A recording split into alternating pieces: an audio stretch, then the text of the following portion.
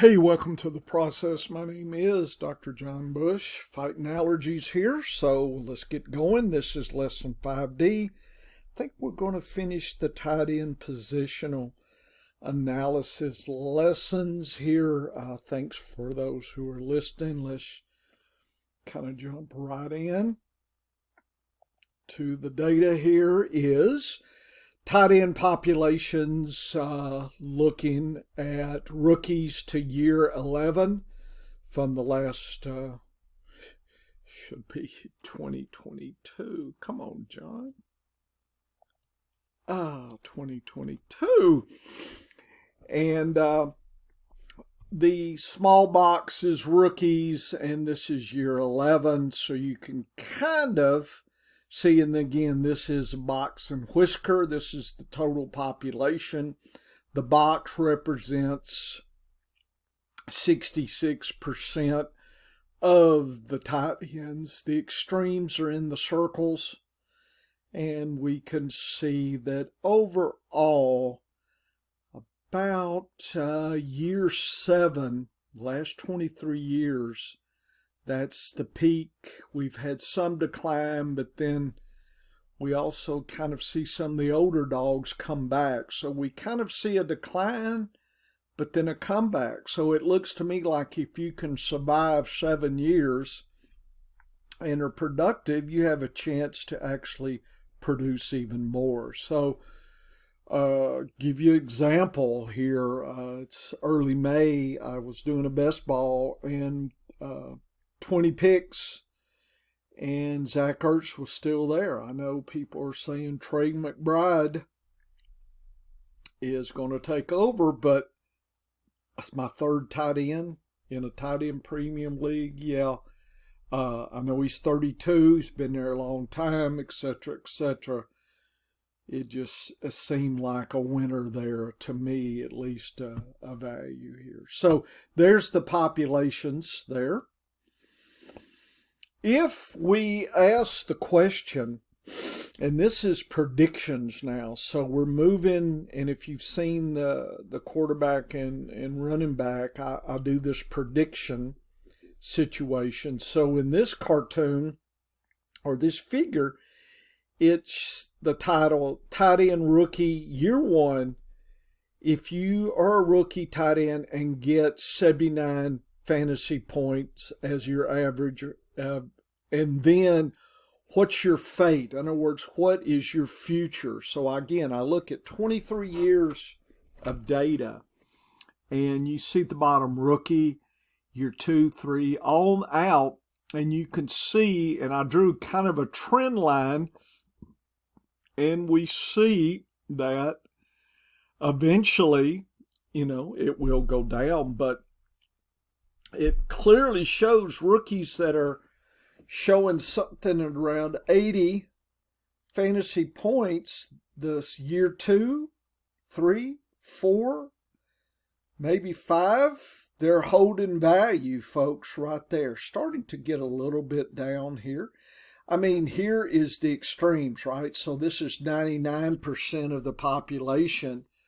So this shows, peaking at year 4, but still, year 5 and 6 are viable as well. So it is clear if a rookie can show out, they've, looks like they have a pretty good timeline here. So prediction wise, to answer the question then, what about rookies that are greater than 35 but less than 80? So those that don't quite make the 80%, what's their population? And of course, you see there is some perkiness year 6, but I mean, year 6, we're talking the average there, I don't know if I can pull that out, is about 85. And if we go back here, year 6, 104. So the higher scoring rookies in a year 1, they're producing 25 points or so more. So they're definitely, if you look at, did I compare? Yeah, so I compared them. So the red line here is hitting that benchmark 79 fantasy points year out versus the next tier down 35 to 80, and looks like these are starting to peak. Rookies year 4, maybe year 3, year 4, year 5, and again this last 23 years.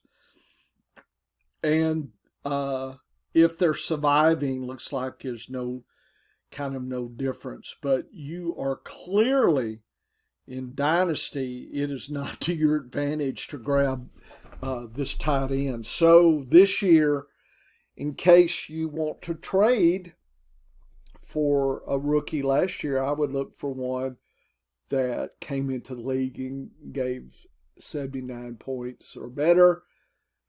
I think they have a brighter future there. But anyway, there it is, prediction-wise. What about year 2? Year 2, I shifted up the benchmark to 113 points. And we see that at 113, the next year, they're really not, what is that? The average 121. So what is that? So the average there is, so really not delivering that boost in value. So in year 2, if they're showing out, I think it becomes, do they hold value? I think they do, to, starting to decline a little bit so that's year 6. So you're about year 5, 6, there's this decline here, and you're hoping they can last longer. But so there's nothing like that rookie that's flashing. There's actually an increase year 2, and then you're peaking at year 3. Year 1, and then year 2 and 3. So versus year 2 here, they're holding value. So you got more of a holding value. And here, same kind of thing. They're kind of holding their value, but in other words, if you're thinking, oh, well, they'll increase, on average, they're actually not. And if you compare their fate lines, it's called them survivor lines. This is year 2, and they're holding value, and then they pop. But if they don't make 113, they are not worth your time in Dynasty as a group. Doesn't mean if your diary says you can pick out, the black marble and the bowl of red marbles, great. Do it. But just, again, we're just getting a foundational analysis, this reference class forecasting. So the data kind of says 113 there. And here some of the actual metrics are. And I'll give you an example. Look at Freiermuth. He looks good going into year 3 here. And I compared these using the ANOVA, and we got a positive result. So there is some differences, and I compared year 1 and versus the next year, and we just did some comparisons here. And what we found, and I try to show that, was that year 2, if you are 113, you're statistically better at year 2, 113 for year 3, and even year 4. So there was no difference in rookies, though. So rookie data, even though I was trying to pinpoint some trends, statistically it wasn't coming back to us at all. So, But year 2, if you're getting 113, looks like your year 3 is on average much better. Here's 130 versus 84, and here's their year 4 data, their holding value, and year 4, if you're below 113 to greater than 56, you're declining a little bit. So I think I'm taking away that year 2 is really that key metric, and I show you Freiermuth. I think he's is coming into his 3rd year. Looks like he's an all buy in Dynasty, and I'm sure everybody sees that already, but you can be prepared. And I'll just show you the populations of these groups here and when I'm comparing them.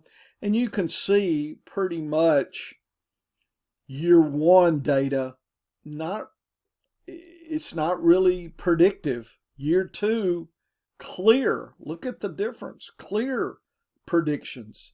So tight ends are still fluid year 1. That's how I take that. Year 1, just kind of looking at the different populations versus 5 years out, and just kind of seeing the about 113, and what are they looking like year 1, year 2, year 3, year 4, starting to decline year 5 and 6. So I'm sorry, I'm looking at points. So this represents 113 to 77. In 5 years, this is their value. 112 to 89 in 5 years, this is the value. Look at the variation here. Big variation. And for some reason, I don't know why, this is, let me change that. Come on, John. There we go. Okay.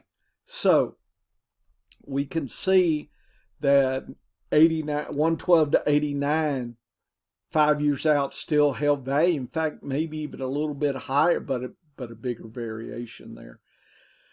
But 88 to 72, 71 to 57. So again, this is a 5-year lookout. So 5 years in the future, what do we predict based on their year 1 performance? And what this is telling me is year 1 is fluid. So this is another way to compare that. Here's year 2, 5 years out. Here's year 2, and here's the next layer under. So 150 or better in 5 years, this is what they're producing for you. 111 to 149, this is what they're producing. 110 to 77, this is what they're producing. So, year 2, I think tight ends have established their trajectory, folks. And I don't know if people have seen this or not. They've guessed, they've argued, but this is the data. I think it's pretty clear. And if you look at the segments here, red is the year 2 out, very big difference, whereas year 1 data, a lot of similarities, and then finally year 5 and 6 are declining. So I think you definitely forage and hoard for year 2 is more worth than starting your dynasty in these these tight ends. You might get a little bit lucky here in all that. I was just plotting population of tight ends greater than 112. Year 2, 3, 4, 5. Just kind of plotting that. You can kind of see and 150 is kind of the average there, kind of anything above that. And if you look above 112, who's elite, 37 of those are elite. Year 3, 50%. Year 4, back to 30. Year 5, back to 30. So you got about a third of a chance in year one, they kind of show off at 112 points at their maintaining value. So about a 1 in 3 shot. So you just need to weigh your odds a little bit on that. I kind of like that. Year two, here's the actual data. And if you look, year two at 112, 47% show. 41 year four, 35, 36. So you have almost close to 50-50 the next year, and certainly a nice 40 percent year four. So you're going to collect a little bit next couple years from year two. So again, there's this clarity concept in year two that we're seeing here in the data. At least I like the data. Okay, that is all my tied in. I gave you some good research hints. I will continue my lessons with wide receivers. I got a bunch of lessons, probably 4 or 5, I guess. I don't know how many slides. I got 75. This is 21. So let's see, what is that? That is 54 more slides. So, at least 5, maybe 4 lessons. So tune back. Hopefully I helped you out on that year 1 and year 2 benchmarks there. Go back in case you missed some of it. Okay, this is Dr. Bush for the process. We're having fun.